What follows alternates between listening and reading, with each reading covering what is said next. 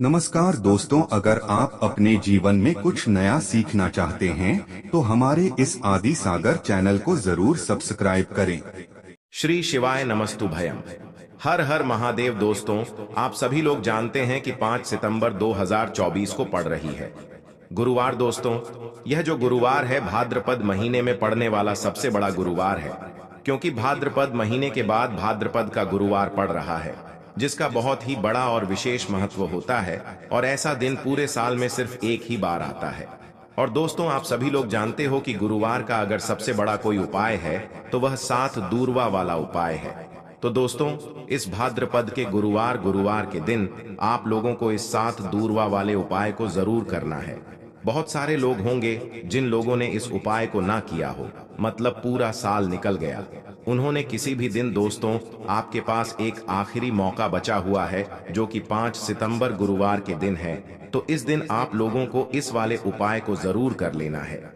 भले ही आपने पूरे साल भर इस उपाय को ना किया हो, पर अगर आपने इस भाद्रपद महीने के गुरुवार के दिन अगर इस वाले उपाय को कर लिया तो आपको इस उपाय को करने का वह फल मिलेगा जिसकी आपने कभी कल्पना भी नहीं करी होगी।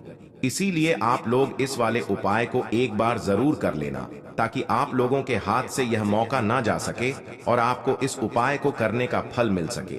दोस्तों, यह उपाय पंडित जी ने अपनी अभी की ही शिव महापुराण की कथा में बताया है, जिस उपाय को आज हम आपको बहुत अच्छे से समझाने वाले हैं। इस वीडियो को देखने के बाद इस उपाय को समझने के लिए आपको कोई और वीडियो को देखने की जरूरत नहीं पड़ेगी।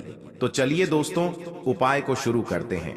देखिए, यह इस भाद्रपद महीने के गुरुवार के दिन यह इतना खास होता है, इतना महत्वपूर्ण होता है। देखा है, कभी कभी बड़े बड़े पूजा पाठ अनुष्ठान से जो मनोकामना पूर्ण नहीं होते, वह भाद्रपद महीने के दिन एक छोटे से उपाय करने से आपकी मनोकामना पूर्ण हो जाती है। और बहुत सारे लोगों ने इस उपाय को किया भी है और उनको इस उपाय को करने का फल भी जरूर मिला है। अगर आप लोग भी इस उपाय को करना चाहते हैं तो आप इस उपाय को पहले अच्छे से समझ लेना, सुन लेना, उसके बाद करना। आपको इस उपाय का फल जरूर मिलेगा। और इस उपाय को कर लेने से आपके घर में चाहे किसी भी प्रकार की दुख और समस्या क्यों ना चल रही हो, आपको उसका कारण भी नहीं पता है कि भाई यह समस्या किस कारण से चल रही है। उसका कुछ भी कारण हो सकता, जैसे पितृदोष हो सकता है या किसी भी तरह का मंगल दोष भी हो सकता है।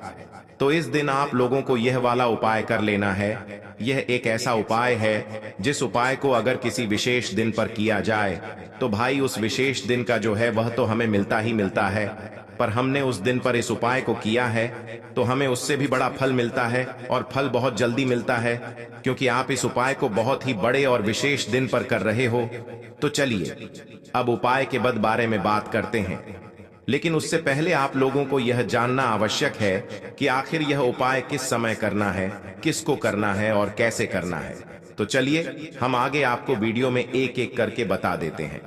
तो दोस्तों, इस 7 दूर्वा वाले उपाय को हमें इस गुरुवार के दिन कैसे करना है, किसको करना है, किस समय करना है और कहां पर करना है, यह सारे सवालों के जवाब आपको इस वीडियो में मिल जाएंगे। और जो यह वीडियो देख खगा भाई, उसको दूर्वा वाला उपाय जरूर करना चाहिए, क्योंकि इस दिन दूर्वा का भी बहुत ही बड़ा और विशेष महत्व होता है। और जब बात आ जाए 7 दूर्वा की, तो यह सोने पर सुहागा वाली बात हो जाती है और यह एक बहुत ही बड़ा उपाय हो जाता है इस गुरुवार का। तो अब दोस्तों, इस 7 दूर्वा वाले उपाय को आखिर करना किसको है, सबसे पहले हम लोग अब बात जान लेते हैं। तो देखो, घर की जो बड़ी माताएं बहनें होती हैं, उन माताओं बहनों में से कोई भी एक बड़ी माता बहन इस वाले उपाय को कर सकती है। और दोस्तों, अगर आप चाहे तो अपने घर में से सभी सदस्यों को भी इस उपाय को करवा सकते हैं। अगर किसी व्यक्ति की खुद की कोई मनोकामना है, खुद की कोई दुख और परेशानी है जो कि वह अपने लिए ही करना चाहता है इस वाले उपाय को, तो वह खुद अपने लिए भी कर सकता है। बाकी अगर कोई घर में से ऐसा है जो कि अपने ने पूरे घर परिवार की सुख और शांति के लिए यह वाला उपाय करना चाहता है, तो भाई वह भी कर सकता है, उसमें भी कोई दिक्कत वाली बात नहीं है। कहने का मतलब यह है कि इस उपाय को हर एक सदस्य भी कर सकता है और पूरे घर परिवार के सदस्य के लिए घर की बड़ी माताओं बहनों में से कोई एक माता बहन भी कर सकती है। माताएं बहनें अगर घर में उपस्थित ना हो या वह यह वाला उपाय ना कर पा रही हो तो फिर घर का कोई बड़ा सदस्य भी इस 7 दूरवा वाले उपाय को कर सकता है, चाहे फिर वह पुरुष ही क्यों ना हो, उसमें कोई भी दिक्कत वाली बात नहीं है। अब दोस्तों, इस दूरवा वाले उपाय को हमें करना कहां पर है? देखो, हमें शिवलिंग के पास में जाकर करना है। बहुत सारे लोग प्रश्न करते हैं, हर एक उपाय को करते समय क्या हम इस उपाय को घर पर या मंदिर में कर सकते हैं? देखो, तो इस वाले उपाय को आप मंदिर में करोगे तो अच्छा रहेगा, घर पर नहीं करना है इस वाले उपाय को। उसके बाद में दोस्तों, जो अगला प्रश्न निकल कर आता है वह यह आता है इस उपाय को लेकर कि आखिर इस उपाय को हम किस समय करना है, सुबह के समय करना है कि शाम के समय करना है? तो देखो, इस वाले उपाय को आप लोग सुबह के समय भी कर सकते हो और शाम के समय प्रदोष काल में भी कर सकते हो। अब अगर आप पूछो कि भाई सबसे उत्तम समय कौन सा रहेगा इस 7 दूरवा वाले उपाय को करने का, तो हम आपसे बस यही कहेंगे कि इस उपाय को आप शाम के समय करेंगे तो ज्यादा बेहतर होगा। बाकी अगर सुबह के समय भी करेंगे तो भी अच्छा होगा, उसमें कोई भी दिक्कत वाली बात नहीं है। तो अब दोस्तों, जो अगली सबसे बड़ी और महत्वपूर्ण बात आती है वह यह आती है कि सुबह अगर हम उपाय को करेंगे तो हमें कितने बजे से लेकर कितने बजे तक के बीच में करना है, और शाम के समय प्रदोष काल में करेंगे तो हमें कितने बजे से लेकर कितने बजे के बीच में करना है। तो देखो, सुबह जितनी जल्दी हो सके आप उपाय को करने की कोशिश करना। बाकी अगर किसी कारणवश लेट भी हो जाओ, थोड़ी देर भी हो जाए, तो 10 या 11 बजे तक भी आप उपाय कर लेना, पर 12 बजे से ज्यादा देरी ना हो, ठीक है? इस बात का ध्यान रखना। उसके बाद में दोस्तों, अगर शाम के समय प्रदोष काल की बात करें, प्रदोष काल का जो समय है होता है वह शाम के 6 बजे से शुरू हो जाता है। मतलब शाम के 6 बजे से लेकर 7 बजे के बीच का जो समय होता है ये समय प्रदोष काल का समय होता है। पर अभी जो मौसम चल रहा है, इस मौसम में जो है शाम बहुत देरी से होती है, तो आप इस उपाय को 7 हार या 8 बजे के बीच में भी कर सकते हो।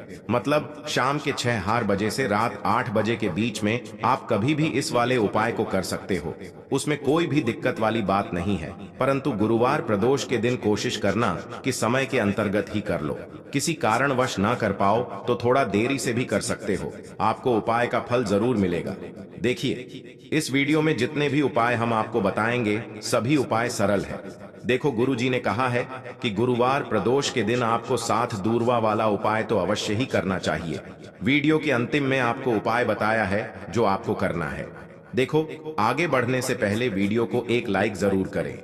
देखो, सबसे पहला उपाय, यदि आपके जीवन में कर्जा बहुत अधिक है, आपके जीवन में संकट बहुत अधिक रहते हैं, आपके ऊपर बहुत अधिक विपदा आ रही है, बार बार आपको अपने व्यापार में और अपने धन में हानि देखने को मिल रही है, यानी कि आपको प्रत्येक कार्य में हानि हो रही है, तो आपको यह उपाय करना चाहिए। इस उपाय को करने के लिए आपको 2 चीजों की आवश्यकता होगी। सबसे पहले है दूरवा। दूरवा आप जानते हो जो कि भगवान गणेश जी को समर्पित होती है, तो आपको वह दूरवा की आवश्यकता होगी। साथ ही में एक लोटा जल की आवश्यकता होगी। और आप जब भी उपाय को करें, दिन भी आपको करें, तो आपको प्रातः कल सुबह ही सुबह करना है। इस बात का विशेष रूप से आपको ध्यान रखना है, ठीक है? तो आपको एक दूर लेनी है। अगर आधा दूरवा भी मिल जाती है तो भी कोई दिक्कत नहीं है, बस आपको दूरवा लेनी है। अगर ज्यादा ना मिले तो उसे स्थान पर एक दूरवा भी ले सकते हैं। दूरवा आपको आसानी से कहानी पर भी मिल जाएगी। बस याद रखिएगा, शुद्ध दूर भाइये, और मतलब उसे शुद्ध करके ही उपयोग में लीजिएगा, है ना? तो आपको करना क्या है, एक दूरवा या एक से ज्यादा भी दूर हुआ आप लोग ले सकते हैं, तो एक दूरवा अपनी ले लीजिए। एक दूरवा के साथ में आप एक लोटा जल ले लीजिए और इन दोनों ही चीजों को लेकर शिवाजी के मंदिर पहुंच जाइए। शिवाजी के मंदिर पहुंचकर सबसे पहले आप शिवाजी के पास में बैठ जाइए। शिवाजी के पास में बैठने के बाद जो शिवाजी की शिवलिंग होगी, शिवलिंग की ऊपर सबसे पहले आपको यह दुर्भाग्य को समर्पित करना है। दूर भाग को कुछ इस प्रकार से